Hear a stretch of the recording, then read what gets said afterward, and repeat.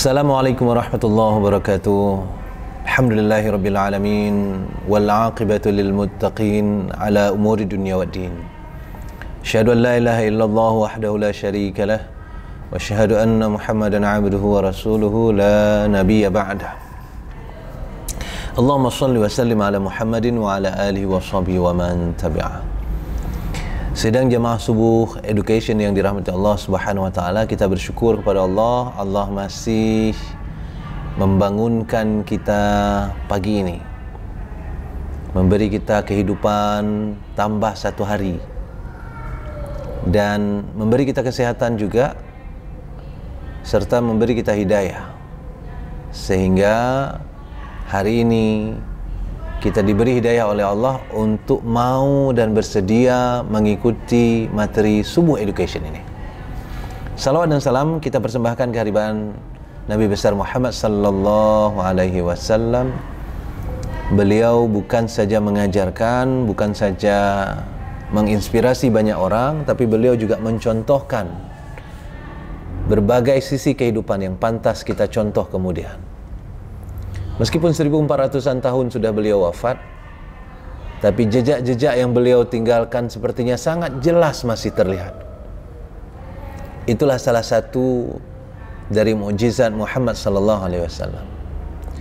Dibandingkan dengan nabi-nabi yang lain, nabi-nabi yang lain diberikan mukjizat oleh Allah yang terkesan memang mukjizatnya heboh, luar biasa. Anggap saja Nabi Musa alaihissalam, mukjizatnya itu dengan tongkatnya bisa membuat jembatan, dengan tongkatnya bisa menghasilkan ular. Atau Nabi Isa alaihissalam, dengan tangannya bisa menghidupkan orang mati, atau menyembuhkan orang buta, menyembuhkan orang sakit. Tentu saja semuanya biiznillah, semuanya karena diberi izin oleh Allah Subhanahu wa taala. Tapi semua mukjizat itu hilang setelah Nabi tersebut wafat atau dinaikkan oleh Allah ke langit. Nabi Musa alaihissalam setelah wafat beliau, tongkatnya masih ada. Mungkin ada yang coba-coba juga waktu itu beberapa kali kan, tongkatnya itu masih berfungsi apa enggak? Ternyata enggak. Nah, ya. Itu bedanya tongkat Nabi Musa dengan tongkat Harry Potter. Tongkat Harry Potter, mungkin pernah lihat filmnya. Sekali-sekali ketika tongkat Harry Potter itu dicuri sama orang lain, maka tongkat itu tetap berfungsi. Persis fungsinya seperti pada Harry Potter. Tapi tongkat Nabi Musa tidak. Ya, karena memang bukan tongkatnya yang bekerja. Allah yang mengizinkan tongkat itu bekerja. Maka ketika tongkat itu berpindah tangan, Allah tidak izinkan tongkat itu kembali bekerja. Mujizat-mujizat yang diberikan oleh Allah Subhanahu wa taala kepada nabi-nabi yang lain itu umumnya diberikan oleh Allah untuk meyakinkan orang-orang yang didakwahi oleh nabi-nabi tersebut supaya mereka beriman, menerima agama Allah Subhanahu wa taala. Itu sebabnya Nabi Musa alaihissalam, salah satu dari fungsi tongkatnya adalah mempertontonkan kepada Fir'aun betapa tongkat itu bisa menjadi ular dan memakan ular-ular siluman yang diciptakan oleh ahli sihir yang dipanggil oleh Fir'aun. Niatnya sebenarnya dengan cara seperti itu Fir'aun akan beriman. Dan kita tahu bahwa ahli sihir yang dipanggil oleh Fir'aun pada saat itu beriman karena melihat apa yang terjadi dengan tongkat Musa. Tapi Fir'aun sendiri tidak beriman. Fir'aun sendiri tidak beriman. Begitu juga dengan Nabi Isa alaihissalam. Singkat cerita, semua nabi-nabi yang diberikan mukjizat oleh Allah sebelum Muhammad sallallahu alaihi wasallam, nabi-nabi tersebut hilang mukjizatnya setelah mereka wafat atau dipanggil kembali oleh Allah Subhanahu wa taala. Tapi tidak dengan Muhammad sallallahu alaihi wasallam. Muhammad sallallahu alaihi wasallam diberikan oleh Allah mukjizat-mukjizat yang luar biasa. Salah satunya adalah Al-Qur'an yang paling besar, yang masih tinggal sampai sekarang bersama kita semuanya. Itu sebabnya semakin lama agama yang ditinggalkan oleh Nabi Muhammad SAW ini sepertinya semakin bergaung saja, semakin hebat saja. Bahkan ada salah satu institusi penelitian di Amerika, namanya Pew Research. Mereka meneliti dan membuat kesimpulan bahwa di tahun 2070 nanti agama terbesar di Eropa dan di Amerika bukan lagi Christianity tapi Islam. Perkembangan Islam luar biasa. Sudah dicatat di Guinness Book of Record bahwa agama ini paling cepat perkembangannya.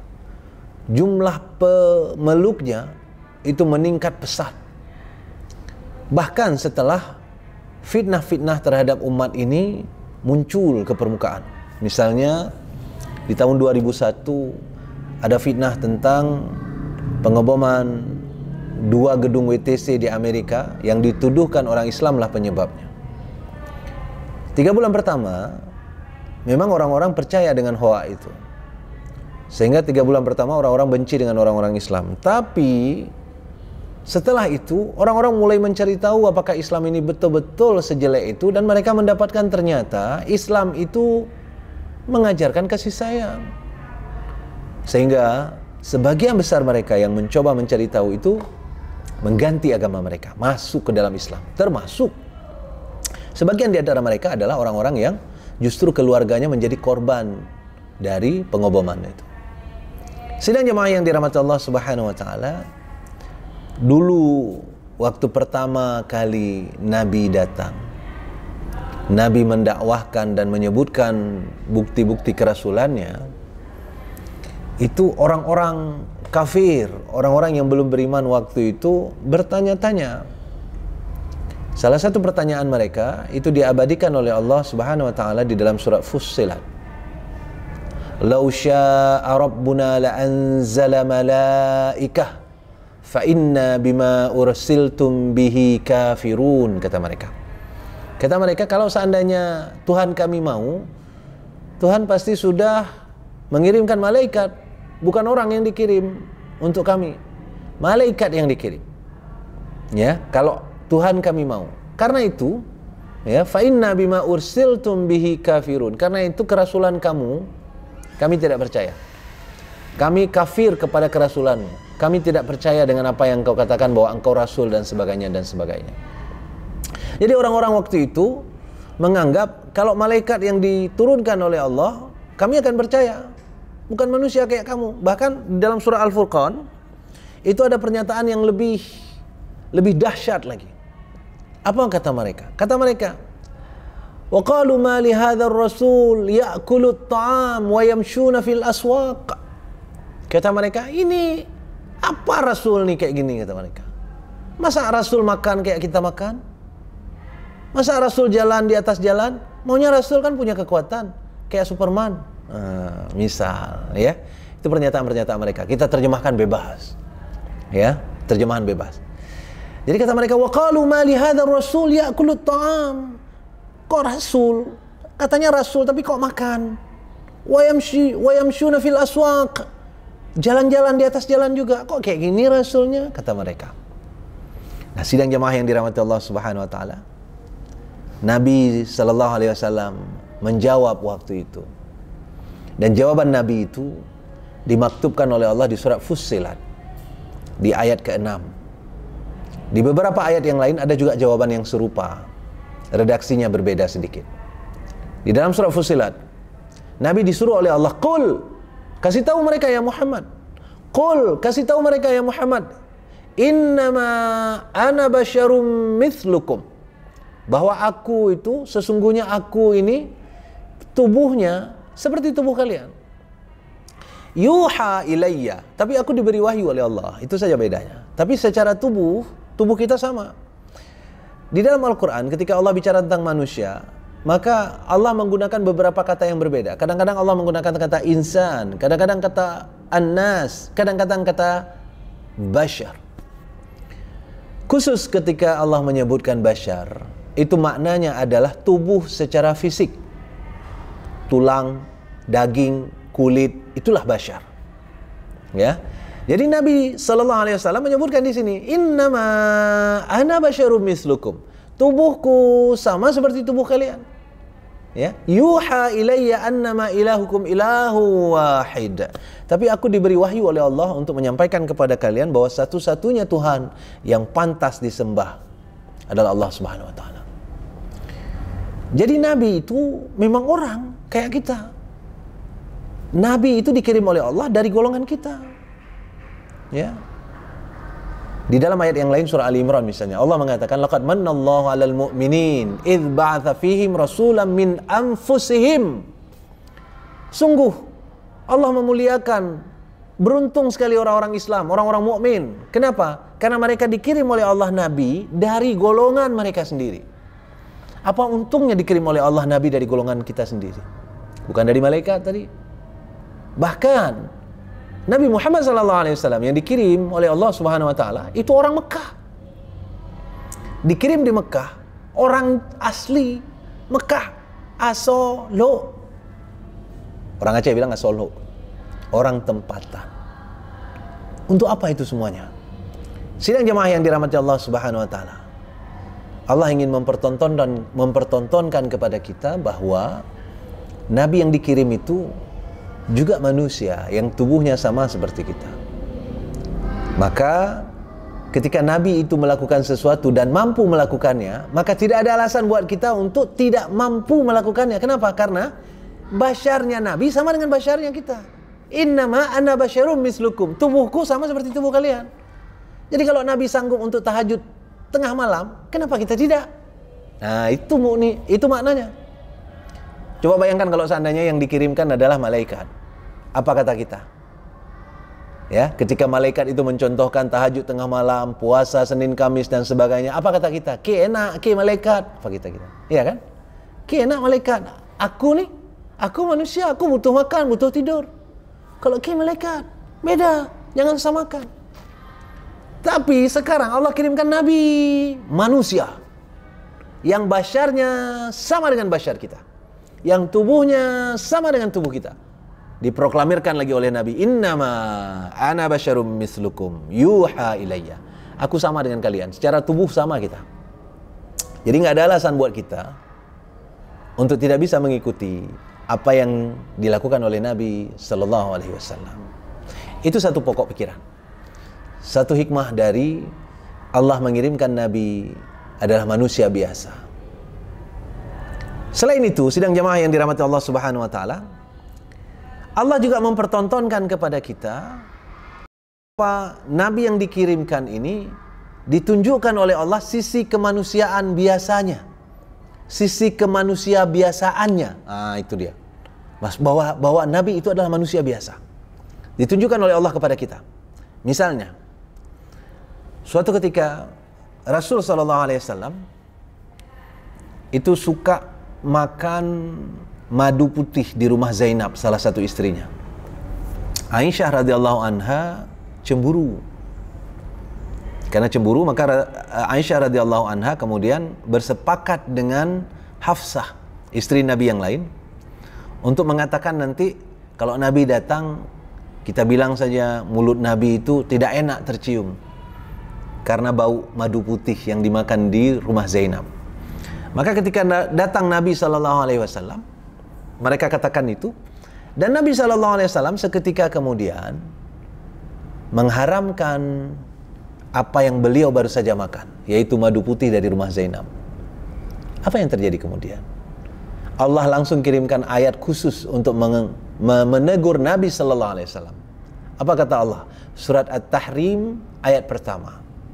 Kata Allah, ya ayyuhan nabi, dipanggil langsung oleh Allah, wahai nabi. Ya, lima tuharrimu ma ahallallahu lak. Bagaimana mungkin engkau mengharamkan apa yang dihalalkan untukmu? Kata-kata yang disebut oleh Allah di sini adalah laka, engkau satu orang. Karena Allah sedang berbicara dengan Muhammad sallallahu alaihi wasallam. Ya. Lima tuharrimu ma ahallallahu lak. Bagaimana engkau mengharamkan sesuatu yang halal bagimu? Bahkan di sambungan ayat disebutkan lagi oleh Allah, tabtaghi mardata azwajik, mau menyenangkan hati istri-istrimu yang lain sehingga mengharamkan apa yang dihalalkan Allah untukmu. Nabi ditegur oleh Allah. Bahkan teguran ini kalau terjadi pada kita, kita nggak akan cerita pada orang, malu kita. Kenapa? Ini rahasia keluarga. Tapi cerita ini termaktub dalam Al-Quran, diceritakan langsung oleh Nabi kepada para sahabatnya, dituliskan di dalam Al-Quran sehingga dibaca oleh miliaran orang yang ada sekarang dan yang akan datang. rahasia keluarga Nabi sallallahu alaihi wasallam. Satu. Yang lain. Suatu ketika Nabi sallallahu alaihi wasallam duduk bersama para pemuka Quraisy, berharap bahwa pemuka Quraisy ini akan menerima Islam. Datanglah seorang buta memberi salam, ingin mempertanyakan sesuatu tentang agamanya kepada Nabi sallallahu alaihi wasallam. Orang buta ini bernama Abdullah bin Ummi Maktum.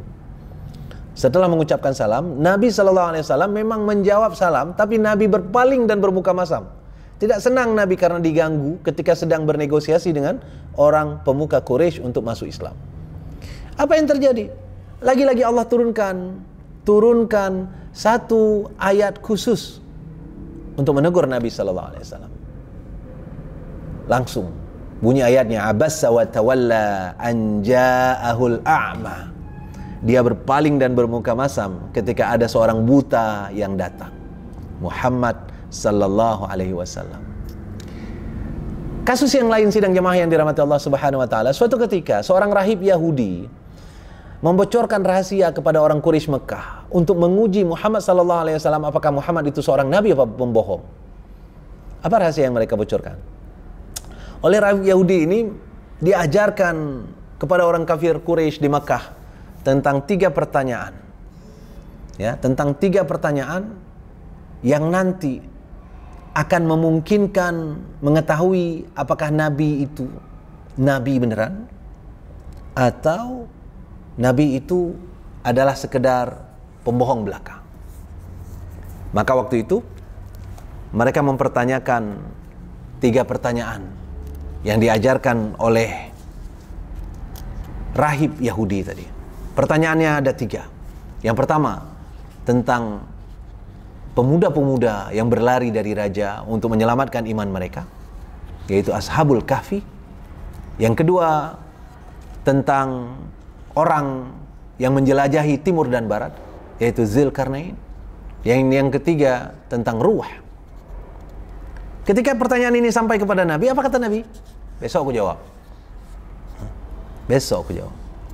Nabi berharap malamnya nanti akan datang wahyu untuk memberi jawaban kepada Nabi, sehingga Nabi bisa menyampaikan jawaban itu kepada mereka.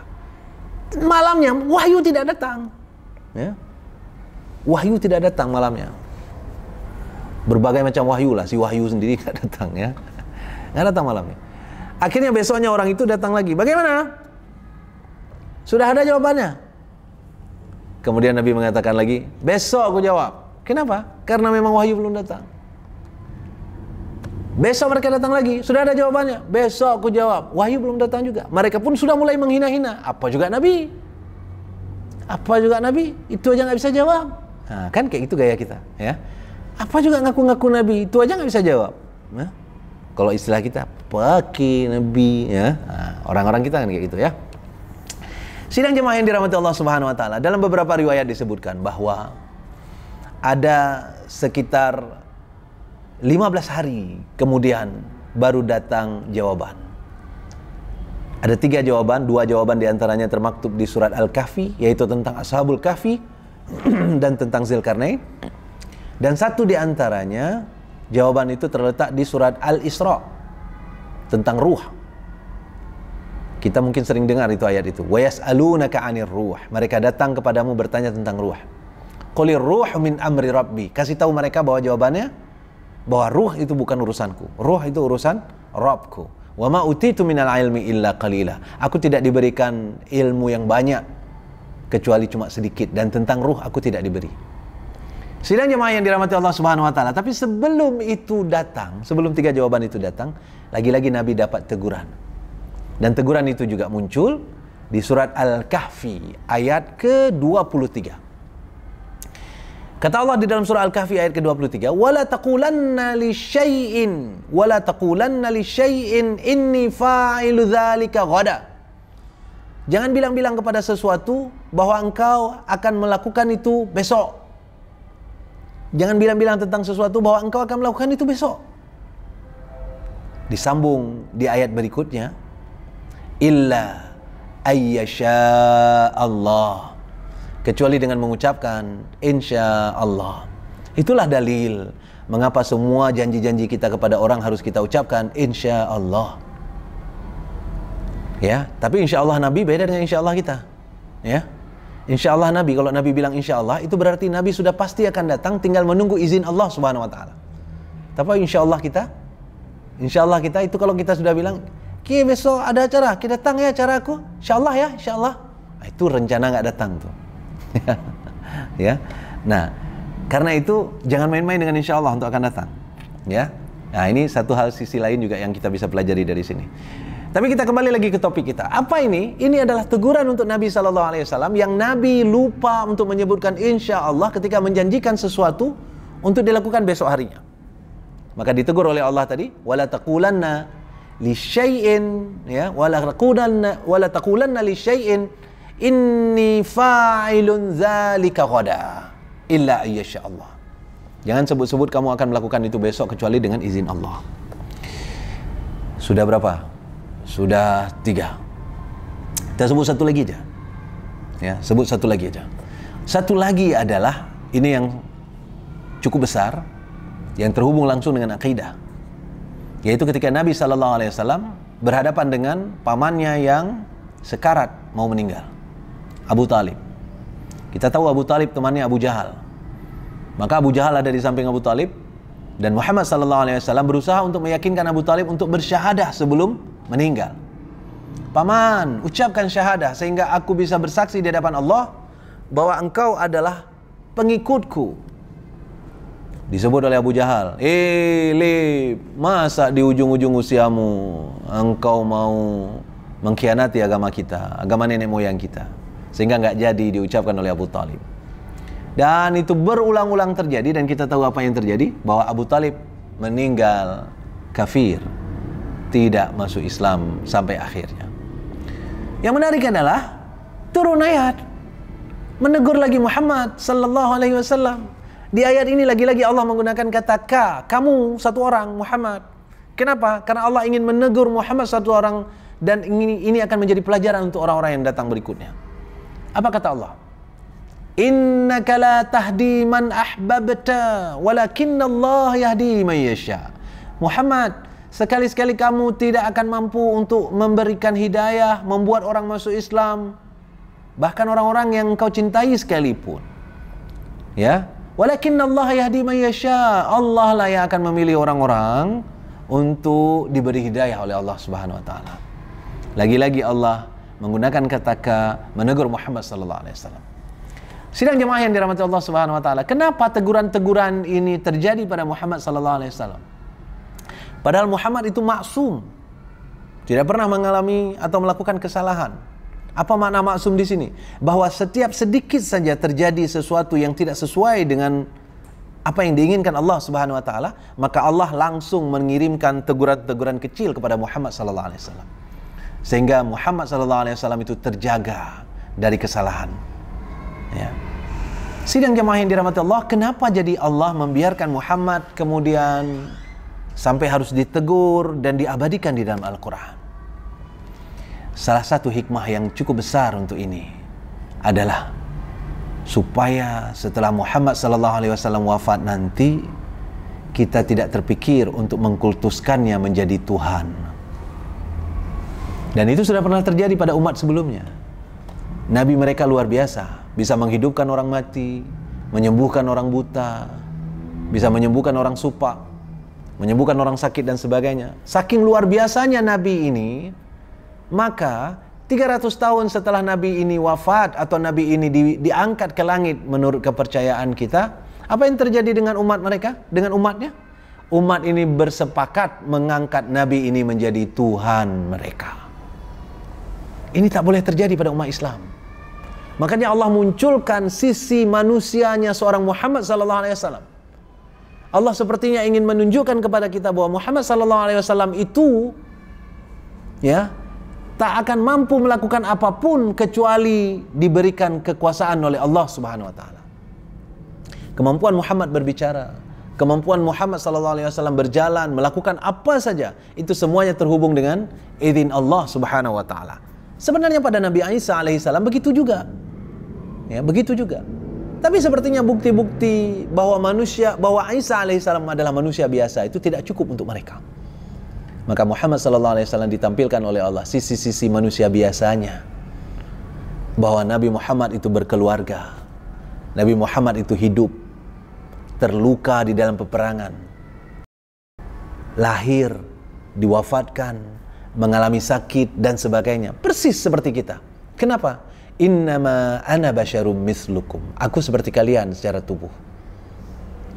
Sidang jemaah yang dirahmati Allah Subhanahu wa taala, ini hampir terjadi soalnya.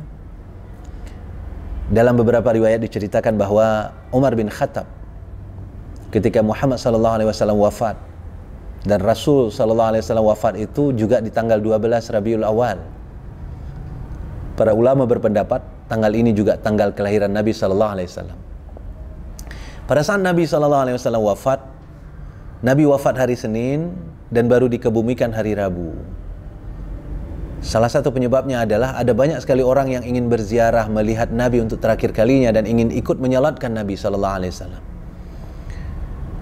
Yang lain, alasan lainnya adalah Umar bin Khattab adalah salah seorang yang tidak bisa menerima bahwa Nabi Muhammad sallallahu alaihi wasallam sudah wafat. Maka Umar menghunuskan pedangnya, mengatakan siapa saja yang menyentuh tubuh Nabi akan aku tebas leher mereka.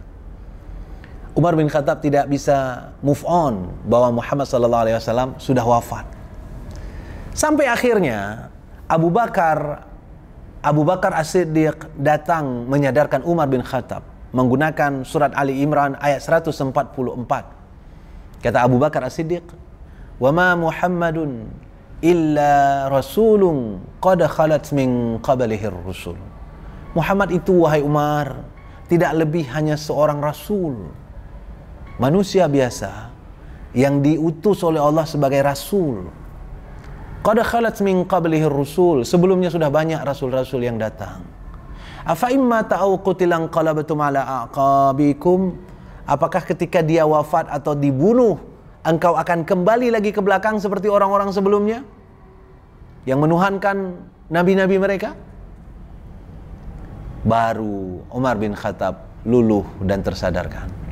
Sidang jemaah yang dirahmati Allah Subhanahu wa taala, itulah sebabnya seorang Muhammad adalah nabi yang mulia, rasul umat Islam di seluruh dunia, rasul yang diutus oleh Allah untuk seluruh manusia. Tentu saja kemuliaan Muhammad sallallahu alaihi wasallam kita sudah akui semuanya.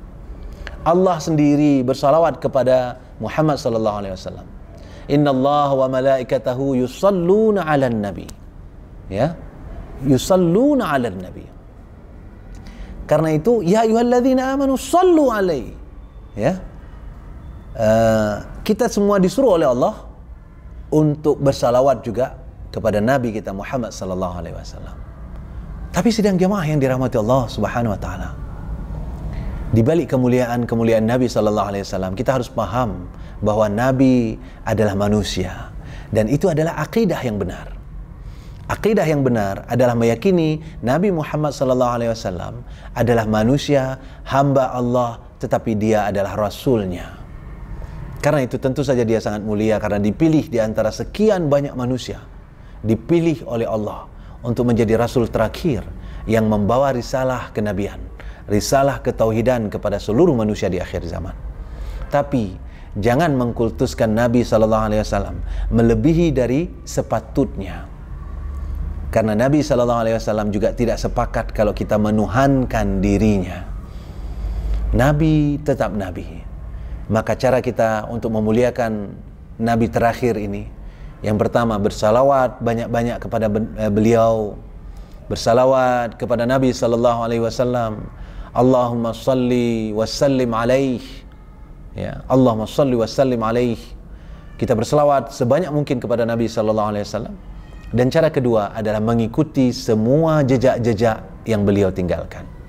Mengikuti risalah yang beliau tinggalkan, mengikuti syariat yang beliau tinggalkan.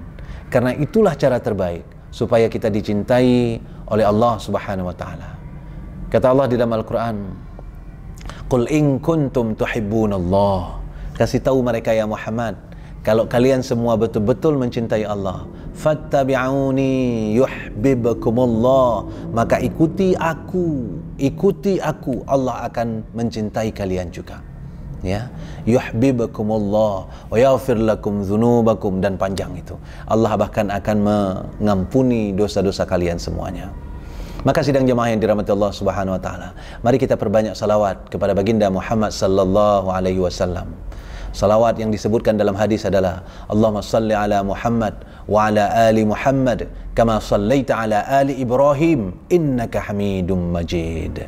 Mudah-mudahan kita semuanya dipelihara oleh Allah cinta kita kepada Muhammad sallallahu alaihi wasallam, dan di akhir hayat kita nanti kita sempat untuk mengucapkan syahadah, mengatakan bahwa la ilaha illallah Muhammadar Rasulullah, sehingga kita akan bersama dengan baginda Rasul sallallahu alaihi wasallam di dalam syurganya nanti di hari kemudian. Mudah-mudahan ada manfaatnya. Mohon dimaafkan atas segala kekurangan dan kesilapan dalam penyampaian. Subhanakallah wa bihamdika asyhadu an la ilaha illa anta astaghfiruka wa atubu ilaik. Assalamualaikum warahmatullahi wabarakatuh.